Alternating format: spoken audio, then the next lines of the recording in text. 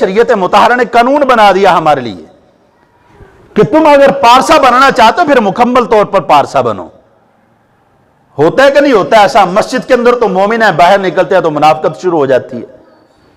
مسجد کے اندر تو ہم نمازی ہیں، باہر نکل ہمارا چھرا تیز ہو جاتا ہے. مسجد کے اندر ہم بڑے سچے بن کر بیٹھتے ہیں، باہر نکلتے ہیں ہم جھوٹ بولنا شروع کر دیتے ہیں. مسجد کے اندر ہم رگڑ رگڑ کے جو ہے وہ ماتھا زمین پہ رگڑ رہے ہوتے ہیں، صفوں پہ رگڑ رہے ہوتے ہیں تاکہ محراب بن جاتا ہے. لیکن جب باہر نکلتے ہیں تو ساتھ ہی چغلی کرنا شروع کر دیتے ہیں، کسی کی غیبت کرنا شروع کر دیتے ہیں، جبکہ شریعت مطہرہ تو اس کی اجازت نہیں دے رہی.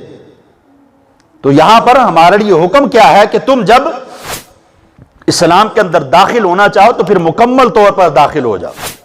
یہ نہیں کہ ایک بات پر عمل کیا جا رہا ہے بس نمازی ہو تو نمازی ہو، اس کے علاوہ تمہیں کسی چیز کا سروکار ہی نہیں ہے. حضور نبی اکرم صلی اللہ علیہ وسلم نے ہماری تربیت کس طرح فرمائی؟ آپ علیہ السلام کی بارگاہ میں جب بھی کوئی جنازہ لایا جاتا نا تو آپ اس کے بارے میں پوچھتے، بتاؤ اس کے ذمہ کوئی قرض تو نہیں ہے، اس نے کوئی ترکہ تو نہیں چھوڑا ہوا؟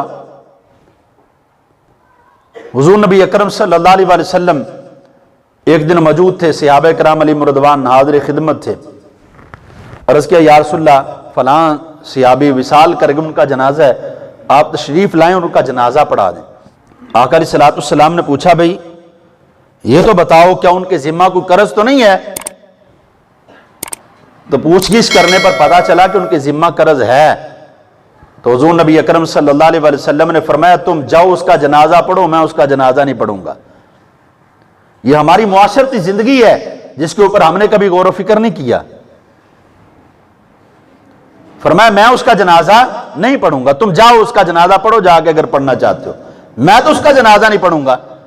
تو یہ تو ممکن نہیں ہے کہ محمد عربی جنازہ نہ پڑھیں اور صحابہ اٹھ کر جا کر پڑھ لیں. ایسا تو نہیں تھا. یہ تو نہیں تھا کہ آقا علیہ السلام نے ان کو اجازت دے دی. مطلب کیا تھا کہ تم میں سے جس کا دل مانے وہ پڑھ لے، میں تو اس کا جنازہ نہیں پڑھوں گا جس کے ذمہ قرض موجود ہے. یہ کس لیے تھا؟ تاکہ ہم اپنی معاشرتی زندگی کو بہتر کر سکیں،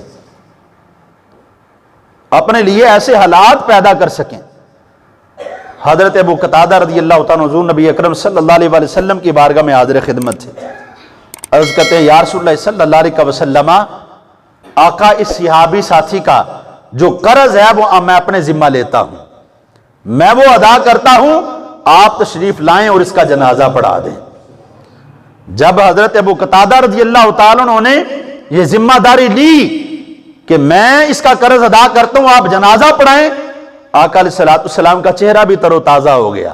آقا علیہ السلام اٹھے اور اس صحابی کا جنازہ بھی ادا فرمایا، نماز جنازہ کی امامت فرمائی.